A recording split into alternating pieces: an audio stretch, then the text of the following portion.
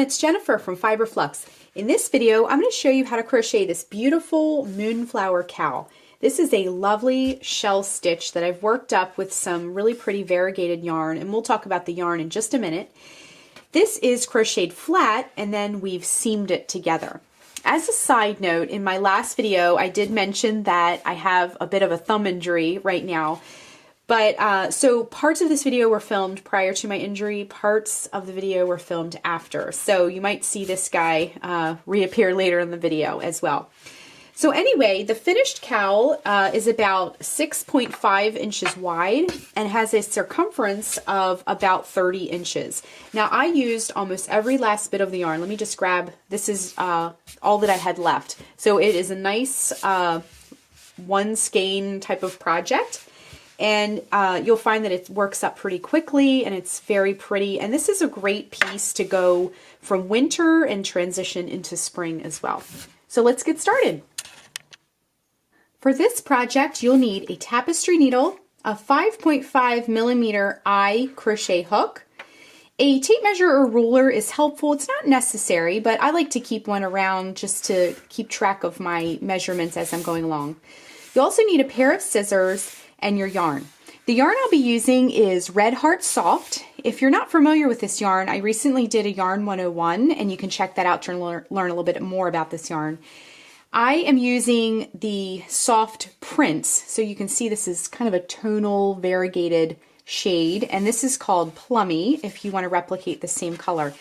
Each ball of this is 204 yards. And I wanted to point that out because I'm going to be using one ball of this, but if you're using the Red Heart Soft solid colors, each ball of that is 256 yards, so there is a slight variation in the yardage of that. And if you want to substitute yarn, just look on the back of the yarn label. This is a 4 on the yarn weight scale, and they recommend the 5.5 millimeter hook. So just look for a yarn that recommends the same size hook and is a 4 on the yarn weight scale, and you'll be just fine with that.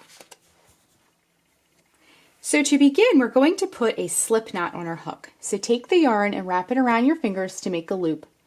Bring the yarn behind the loop, reach in with your hook, bring up a loop, and tighten. Our starting chain is 31. Now if you want to change the width of this, just know it's a multiple of 6 plus 1. So if you're unfamiliar with that, it's 6 plus 6 plus 6 plus 6 is as wide as you'd like it to be, and then add one more chain to that, okay? So 31 is the starting chain we will be using though. So to make a chain, wrap yarn around hook and bring it through the loop. That's 1, 2, 3, 4, 5, 6, 7, 8, 9, 10, 11, 12, 13, 14, 15, 16, 17, 18, 19, 20, 21, 22, 23, 24, 25, 26, 27, 28, 29, 30, and 31. So here is our starting chain. Now we're going to be making this the same way you'd make a scarf, and then at the end we'll seam the ends together. You can easily transform this into a scarf if you want to just keep going and not seam it as well. So here's our starting chain, and if your starting chain is a little bit tight, you want it to be fairly loose. Just go up a hook size for the starting chain only, and then go back down to the eye hook for the remainder of your project. So for row 1, we're going to be counting some chains as we go and just kind of getting our lace fans set up. So what we want to do is work 2 double crochets in the 4th chain from the hook. So this loop here does not count. So 1, 2, 3, and 4. So this chain right here, we're going to work 2 double crochets. To make a double crochet, wrap yarn around hook, insert the hook into the chain, bring up a loop, wrap yarn around hook, bring it through the first 2 loops, wrap yarn around hook, bring it through the last 2 loops on your hook. Then work 1 more double crochet in that chain, just like that. Then we're going to skip 2 chains, so 1, 2, and in the chain after that we're going to work a single crochet in that chain. So insert the hook into that chain, bring up a loop, wrap yarn around hook, and bring it through both loops on the hook. Then we're going to skip 2 more chains, 1, 2, and in the chain after that, we're going to work 4 double crochets into that chain. So that's 1 double crochet, 2, 3,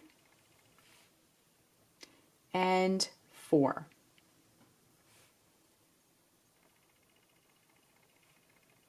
Just like that. Next, we're going to skip 2 chains, 1, 2, and in the chain after that, work a single crochet once again.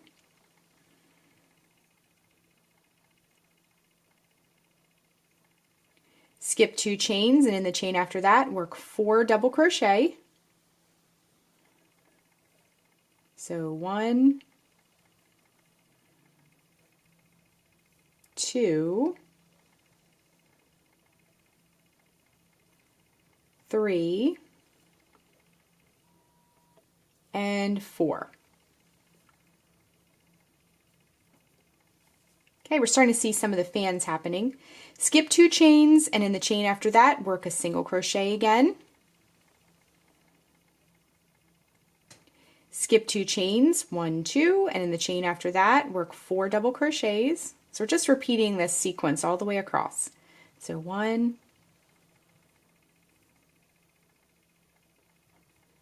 2,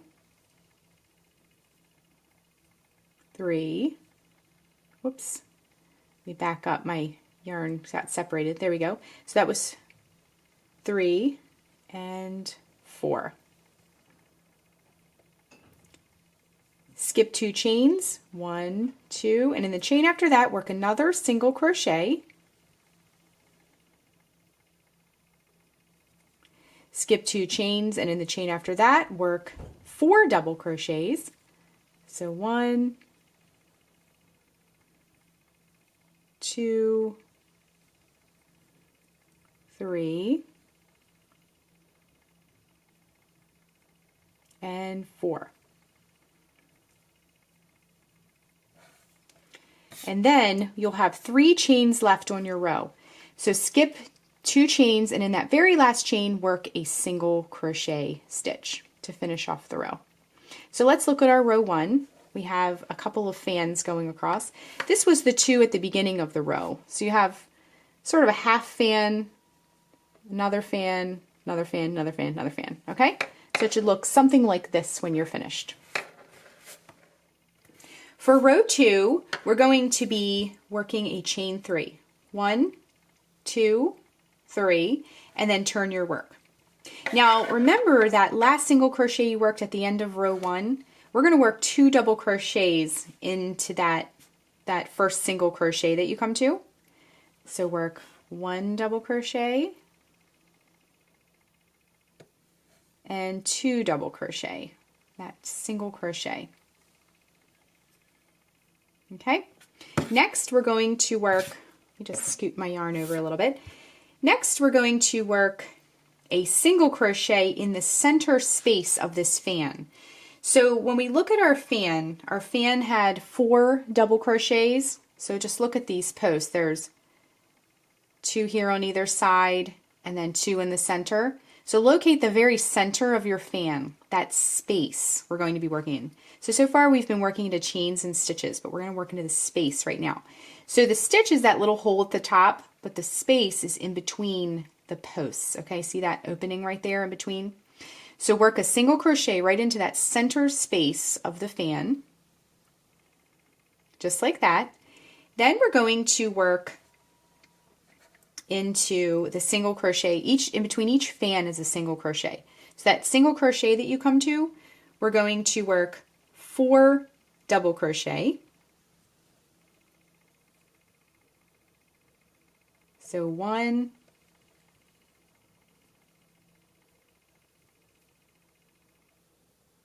2, 3, and 4. Oops, my yarn came apart. Let me redo that last one. And this is double crochet number 4. Okay, so we worked 4 double crochets in that, hold on, the same exact area where it came apart, it came apart again. Okay, there we go. So we worked 4 double crochets in that single crochet that was in between the fans. Then we're going to hop over to the next fan and we're going to do the same thing. Locate the center, and what I like to do is just kind of feel it. So there's 2 on either side, and then there's 2 in the center. In that very center space, work a single crochet. Just like that. And then in between the fan that you just worked and the next fan, there was a single crochet in between those. So work your 4 double crochets. 1 and 2, 3, and 4. So we're just doing this all the way across, and you can see our fans are sort of stacking. They're kind of like wedging in between the fans from the previous row. Okay? So once again, we're at another fan. So locate the center. There's the 2 sides, and then there's the 2 center. So that center space of that fan, the very center, work a single crochet stitch, just like that. And then we're in between 2 fans once again. So that single crochet that you worked in the previous row, whoops, work your single crochet stitch. Okay, so we're in between the 2 fans again, so work 4 double crochet. 1, 2, 3, and 4. And then we're back at a fan, so locate the center. There's our 2 sides, the 2 in the center, and that center space is where we want to work our single crochet. So work a single crochet in that center space, and then we're at a single crochet again. So there's a single crochet in between the where we ended up and this fan too as well. So work 4 double crochet. So 1, 2, 3, and 4.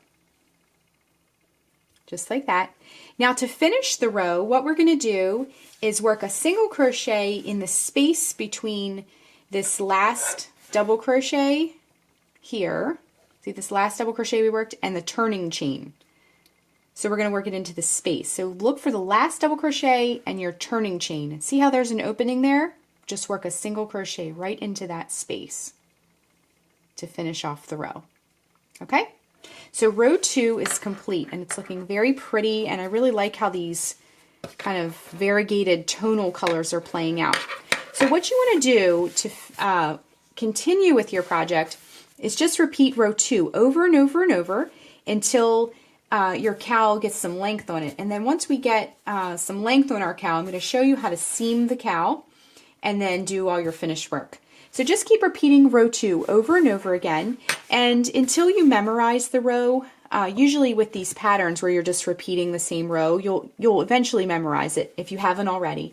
But if you want a refresher, just back up row 2 for the next row you work, back up row 2 and the video, back it up as many times as you need to in order to continue with the project. Okay, so I'm just working that last stitch of the pattern, and then we're ready to start seaming. So what we're going to do is I'm not going to cut the yarn, I'm going to leave the loop on the hook, because what we're going to do is we're going to work a slip stitch seam across, and I'm going to show you how to do that. So what we're going to do is you want to line up the edges of your project. Now sometimes the finishing edge here, the last row we worked and the beginning is a chain, so they're a little bit different looking, and that's okay. We're going to line up everything the best we can. So leave this loop on here. This is our last active stitch here. And then what you're going to do is line it up and then put your hook through the bottom layer, just in that last stitch that you see. Then you're going to wrap the yarn around the hook and bring it through all 4 of those little loops. Okay? So you'll have a stitch again. Then we're going to turn our work and then just keep everything lined up nice and neat. You might have to kind of stop and reline things as you work the seam, but we're going to work a slip stitch seam all the way across. So what we're going to do is insert the hook into the bottom layer, or the top layer, excuse me, and then insert the hook into the bottom layer, making sure you're incorporating the stitches. Wrap yarn around hook, bring it through. Now you'll have 2 loops on your hook. Bring that loop through the loop that's already on your hook. And that is the slip stitch seam. Okay, so you can also do a single crochet seam, but that's going to create a more pronounced ridge. When I'm seaming cowls, especially something that's going to be laying against your neck like that, you want to just have a nice subtle little seam. You can also cut the yarn and use your tapestry needle and sew it if you prefer. It's totally up to you, but we're going to do the slip stitch seam. So what I'm going to do is insert the hook into both layers. Now this was our starting chain, so if you seam just using this top loop here, it might, see how it pulls a little bit. You might want to go down a little bit just to get more yarn, more bulk, I guess you could say, because it might look a little bit stretchy or kind of messy. So you might want to go down a little bit and grab a little bit more yarn, even farther down, okay? So go into the top layer, go into the bottom layer, wrap yarn around hook, bring it through both layers. Again, excuse my speed. I'm a little slow with this thing on my thumb. Then bring this loop through the loop that's already on your hook. Okay? So we've just worked our next stitch of our seam. Okay, now we're at this large chainy looking loop here. So you might want to go up underneath of it just to give yourself a little bit, make it a little stronger rather. So go into the bottom layer as well. Bring it back through. Now bring this loop through the loop that's already on your hook. Okay, so I'm going to go ahead and work my slip stitch seam all the way across, and then once we get towards the end, I'm going to show you how to fasten everything off, and we're going to weave in some ends, and then our cowl will be ready to wear. Okay, so I worked my seam all the way across, and now, as you can see, we've used almost the entire ball of yarn. There's very little left. So go ahead and cut the yarn, and then you're just going to fasten off, and the cowl will be seamed up, and it looks very pretty. So what you can do, if you have a tail here, you can even tie them together, and that'll give it just a little bit more of a secure closure here. So go ahead and tie that up, and then what you're going to do is grab your tapestry needle, and if you have any ends, so these were the only 2 ends that I had. So what you're going to do is, now because we have a seam, this is now the inside of our cowl. Even though this particular stitch is reversible, once you're wearing it, either way you have it on, you probably won't even notice. So what we're going to do is thread our tapestry needle, and then we're going to weave in those ends. Okay, so I just threaded my tapestry needle. So what we're going to do is just go in one direction with our needle, just like that, and then come back in the other direction. And then you can trim with your scissors. And then just do the same. I'm just going to flip it so it's not on the one side. Then for our other tail, if you need to give it a fresh cut, mine the plies kind of unraveled, and that'll happen when you're working on a project. This is not the easiest thing to do, minus your thumb, but we're going to do the best we can here with this. There we go. It's amazing what you can do when you need to do it. Now this yarn is variegated, but it's pretty subtle, so it's not going to make too big of a difference when you're weaving in the ends. If you're using a yarn that has more dramatic color changes, you want to make sure you kind of just keep the purple, for example, in the purple areas. This is very tonal, so it's blending quite easily. Okay, so just trim, and we can move everything out of the way. Now again, the seam makes it the inside. So we can inspect our seam. It looks really nice and neat. And turn our cowl, so you can see that seam on the inside now. We can turn our cowl to the right side and just kind of straighten everything up, and it looks gorgeous. So that is how you crochet the Moonflower Cowl. Thanks so much for watching, and be sure and click the subscribe button to get all the latest Fiber Flux video updates. Thanks again!